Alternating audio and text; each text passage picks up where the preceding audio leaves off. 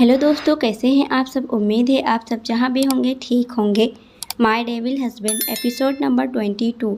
अगर आप ये एपिसोड पहली बार देख रहे हैं तो इसे पूरा समझने के लिए आपको इसका पिछला एपिसोड ज़रूर देखना चाहिए। जो रात में इन तीनों ने कांड किए थे उसी के बारे में थी। ये सब पढ़कर करण के चेहरे पर एक खतरनाक स्माइल आ गई और उसने अपना मोबाइल साइड में रखा, सारा की तरफ देखने लगा।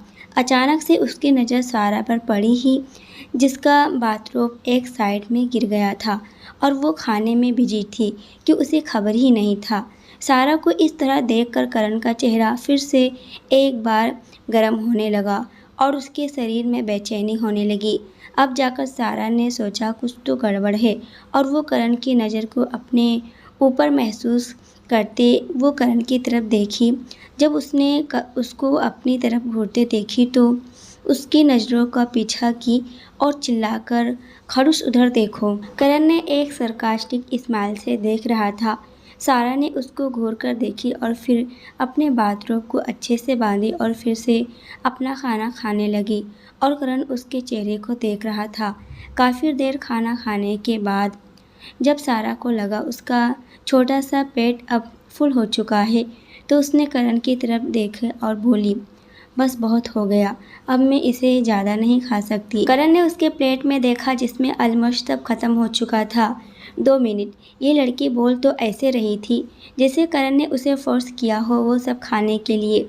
उसने पास ही के डिब्बे में से टिश्यू पेपर निकाला और उसके हाथ को और उसके पूरे फेस को अच्छे से साफ किया और फिर होटल के स्टाफ को फ़ोन किया तो होटल स्टाफ वाला आकर ट्रॉली ले गया। अब करण सारा की तरफ मुड़ा तो पाया कि वो लड़की फिर से बेड पर आलसी बच्चों की तरह सो गई थी। उसने उसे घूरते हुए बोला, चलो जल्दी से तैयार हो जाओ, हमें घर जाना है। सारा फिर से उठकर बैठ गई और अपने कपड़े लेकर बाथरूम में चली गई। करण ने भी अपने कपड़े चेंज किया और बाल को अच्छे से सही किया। तभी सारा बाथरूम से बाहर आई। उसने इस समय ब्लू कलर का टॉप और ब्लैक कलर का स्कर्ट पहना हुआ था जो उसके ऊपर काफ़ी अच्छा लग रहा था। उसने अपने बालों को पोनीटेल बनाई और वहाँ से करण के साथ निकल गई। कुछ देर बाद दोनों मेंशन पहुँच गए। करण ने सारा को अपनी गोद में उठाया और अंदर लेकर चला गया। अंदर आते ही सारा की आंखें हैरानी से बड़ी हो गई क्योंकि पूरा मेंशन किसी महल की तरह सजाया गया था और अभी भी डेकोरेशन चल ही रहा था। ये सब देखकर उसकी आंखें फटी की फटी रह गई। करण उसे एकदम बच्चों की तरह ट्रीट करता था। उसने उसके लिए काफ़ी अच्छा सब कुछ रेडी करवाया था, बिल्कुल उसके पसंद के मुताबिक। करण सारा को उसके रूम में ले गया और उसे बेड पर बैठा दिया और वहाँ से जाने लगा। तभी सारा ने उसके हाथों को पकड़ लेती है और पप्पी फेस बनाकर उसको देखने लगी। करण ना उसके चेहरे को देखा और फिर सोचा, जरूर ये लड़की कुछ करवाने वाली है। उसने उसकी तरफ देखा और बोला, व्हाट। सारा अपना चेहरा और भी मासूम बनाते हुए बोली, प्लीज़ आप मेरे दोस्तों को यहाँ बुला दो, आज मेरा बर्थडे है ना, और फिर आप मुझे रात को अच्छे से बता देना कि वो दोनों वहाँ कैसे गई।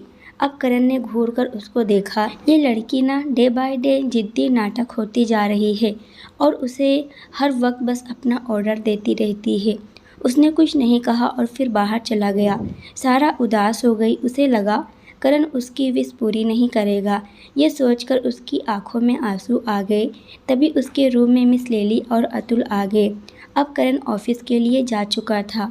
मिस लिली ने सारा के बालों को सहलाई और प्यार से बोली, हैप्पी बर्थडे सारा मैडम, आप हमेशा खुश रहें और आपकी ज़िंदगी हमेशा खुश में बीते।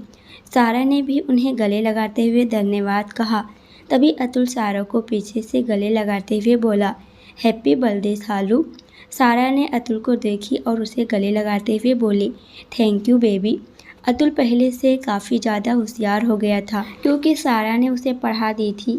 इसके साथ ही सारा ने उसके लिए एक अच्छे टीचर को भी हायर करवा दी थी। तभी सारा ने देखा कि अतुल और मिस लिली एक दूसरे को कुछ इशारा कर रहे थे। उसने दोनों की तरफ देखा और बोली, क्या चल रहा है, मुझसे क्या छुपाया जा रहा है। मिस लिली और अतुल ने उसकी तरफ देखा। मिस लिली ने फिर प्यार से कहा, आपके लिए हमने एक सरप्राइज़ रखा है। सरप्राइज़ के नाम पर सारा खुश हो गई और मिस लिली के गले लग गई। फिर वो मिस लिली और अतुल के साथ नीचे चली गई। उसने देखा कि सारे सर्वेंट एक लाइन से सर नीचे करके वहीं खड़े थे और वहीं पर एक बड़ा सा केक रखा हुआ था, जिसको देखकर सारा खुशी से उछलने लगी और कूदने लगी। उसको इस तरह देखकर सभी के चेहरे पर स्माइल आ गई, तो वहीं मेल सर्वेंट अपना सर उठाने की हिम्मत नहीं कर रहे थे। फिर वो जल्दी से वहाँ चली गई और मिस लिली के कहने पर केक कट किया। उसने सबको थोड़ा थोड़ा केक खिलाई, साथ में अतुल को भी खिलाई। तभी उसे गेट पर से आवाज़ आई, सारा तो हमें केक नहीं खिलाएगी। सारा चौंक कर वहाँ देखने लगी तो वहाँ उसकी दोनों दोस्त खड़ी थी, जिनको देखकर सारा दौड़ते हुए उनके पास गई और गले लग गई और फिर उन दोनों को अपने साथ लेकर अंदर आ गई और फिर अपने रूम में चली गई। तीनों हंसी खुशी बात करने लगे। उनके साथ ही अतुल भी था, जो उनकी कंपनी को काफ़ी ज़्यादा एंजॉय कर रहा था। सारा को ये बात कहाँ पता थी कि करण उसके हर एक ऑर्डर को अपने सर आँखों पर रखता था और आज भी उसने वही किया। सारा ने खुशी से उन दोनों को देखी और फिर चिल्लाते हुए बोली, तुम लोग यहाँ कैसे? रूपा ने मुस्कुराते हुए बोली, तुमने याद किया और हम आ गए। फिर सारा उन दोनों को लेकर घर में आई और फिर सबसे मिलवाने लगी। अतुल से भी दिया और रूपा काफ़ी ज़्यादा खुश हो गई और फिर सारा उनको अपने रूम में ले गई। मिस लिली उनके लिए नाश्ता बनाने चली गई। रूम में जाने के बाद सारा ने उन दोनों को अपने बेड पर बैठाई और फिर उनके पास बैठ गई। रूपा ने एक्साइटेड होते हुए बोली, अब चल मुझे बता तू यहाँ कैसे आई? शुरू से अंत तक सारी बातें बताना। सारा ने भी अच्छे बच्चों की तरह सर हिलाई और सारी बातें बता दी। सारी बातें सुनने के बाद रूपा और दिया हैरानी से उसको देखने लगी। सब कुछ सुनने के बाद रूपा की आंखों में आंसू आ गए और उसने भरे हुए गले से बोली, क्या उसने तुझे मारा? सारा ने भी उसकी तरफ देखी और मासूमियत से हाँ में सर हिला दिया। उसको इस तरह देखकर रूपा को काफ़ी ज़्यादा बुरा लगा और उसने उसे टाइटली हक कर ली। दिया भी उन दोनों के गले लग गई। वहीं बैठा अतुल, जिसे कुछ समझ में नहीं आ रहा था, वो भी उन्हें गले लग के खड़ा हो गया। कुछ देर बाद सब एक दूसरे से अलग हुए तो अब सारा ने उससे पूछा, लेकिन तुम दोनों को क्या हुआ? तुम यहाँ पर क्या कर रही हो? तो रूपा ने उसे सारी बात बताई कि कैसे आदर्श उन दोनों को किडनैप कर लिया, फिर उन दोनों के बीच कैसे डील हुई। ये सब सुनने के बाद सारा बोली, इसका मतलब है कि वो इस खड़ूस का फ्रेंड है। रूपा ने हाँ में अपना सर हिलाई और सारा को बताई कि कैसे करण ने सुबह आदर्श को कॉल किया और उसने रूपा और दिया को राठौर मेंशन में बेचने का ऑर्डर दिया और आदर्श ने अपने गार्ड और ड्राइवर के साथ उन दोनों को मेंशन भेज दिया। ये जानकर सारा काफ़ी ज़्यादा खुश हो गई कि करण उसकी केयर करता है। फिर वो तीनों आपस में बातें करने लगी कि कैसे वो लोग घर जाएंगे।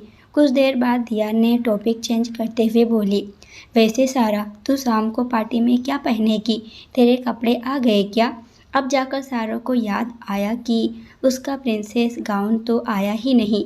ये सोचकर ही उसे काफ़ी गुस्सा आ गया और उसने गुस्से में बोली, अरे उसने मेरे कपड़े तो भिजवाए ही नहीं, तो रुक मैं अभी उसे कॉल करती हूँ। इतना बोलकर सारा ने लैंडलाइन से करण को कॉल किया और गुस्से में मुंह फुलाकर बैठ गई।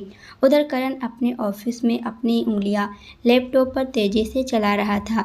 तभी उसका फ़ोन रिंग करने लगा। उसने एक बार फ़ोन को देखा और फिर उसे अंदाज़ा हो गया था कि ये कॉल किसने किया होगा।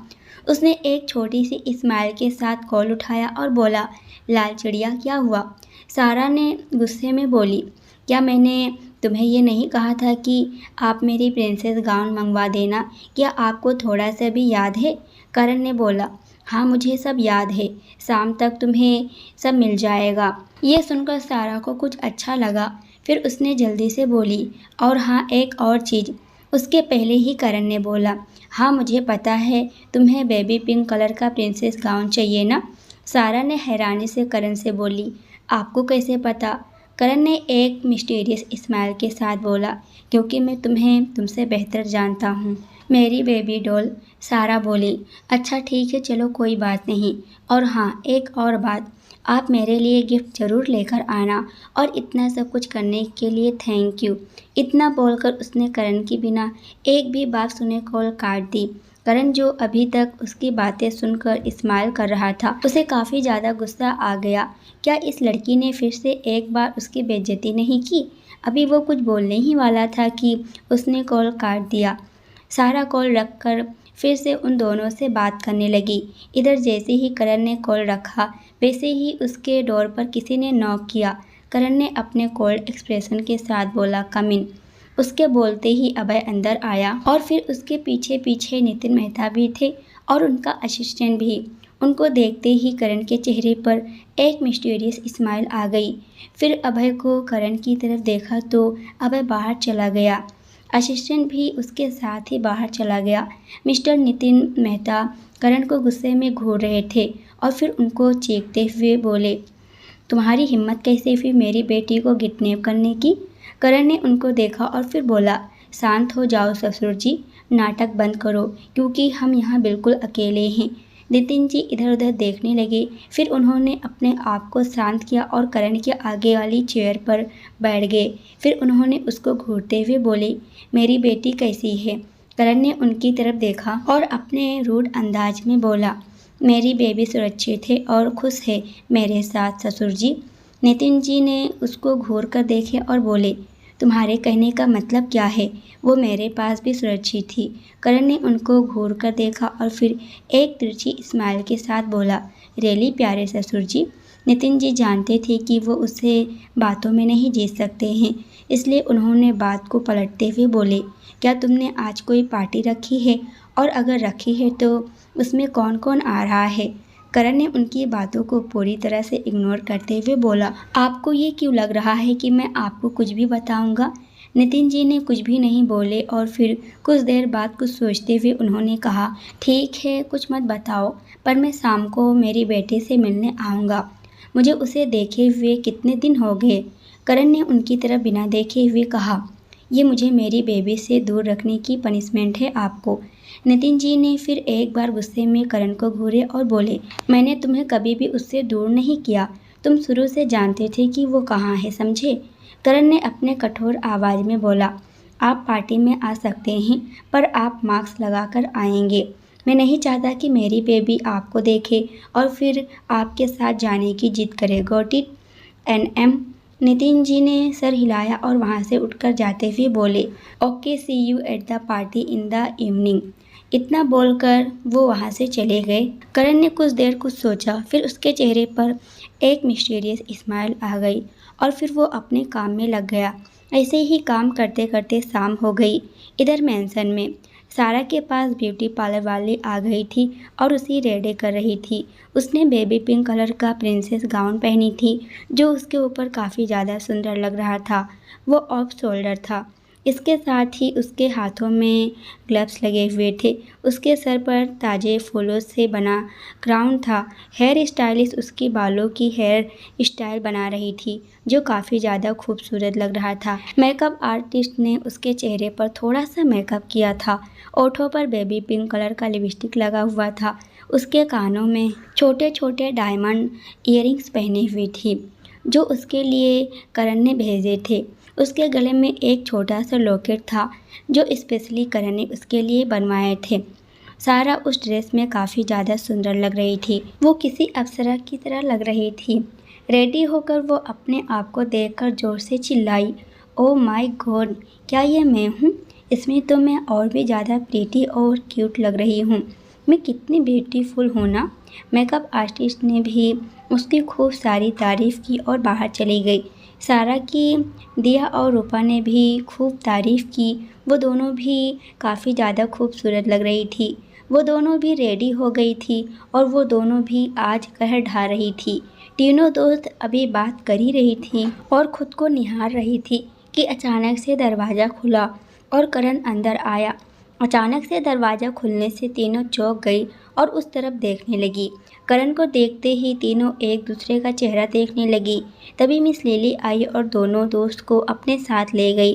करण सारा की तरफ बढ़ गया। वो सारा को ऊपर से नीचे तक अपनी आंखों से निहार रहा था। सारा को देखकर उसके जज्बात काबू में नहीं थे। करण ने सारा के कॉम्बिनेशन का सूट पहना हुआ था जो उसके ऊपर काफ़ी ज़्यादा खूबसूरत लग रहा था।